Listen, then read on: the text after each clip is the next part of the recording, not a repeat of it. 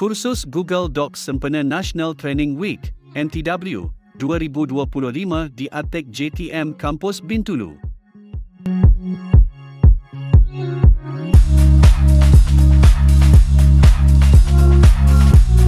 Kursus akan dilaksanakan pada 16 Jun 2025, hari Isnin bermula pada jam 8.30 pagi.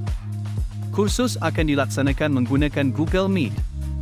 Maklumat lanjut kursus boleh didapati dari laman web NTW.